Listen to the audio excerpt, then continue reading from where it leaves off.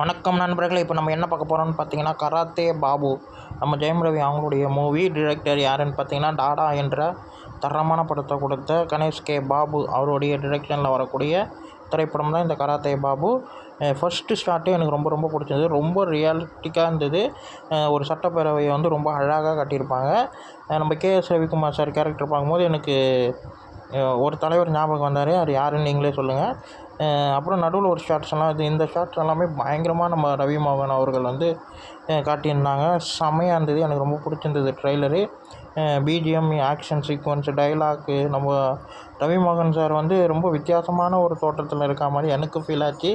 ஏன்னா white and ஒயிட்டில் அவர் ஒரு பொலிட்டீஷியனாக பார்க்கும்போது நல்லா இருந்தது. இது ஒரு பக்கா பொலிட்டீஷியன் மூவின்றது நல்லா தெரியுது. அதில் ஆக்ஷன் சீக்வன்ஸ் எல்லாமே தரமாக இருந்தது.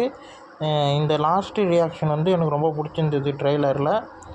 அப்புறம் சக்தி அவர்கள் தான் வில்லனாக பண்ணுறாரு போல். இந்த வீடியோ உங்களுக்கு பிடிச்சிருந்தா லைக் பண்ணுங்கள், ஷேர் பண்ணுங்கள், மறக்காமல் சேனலை சப்ஸ்கிரைப் பண்ணுங்கள், என்னை மோட்டிவேஷன் பண்ணுங்கள்.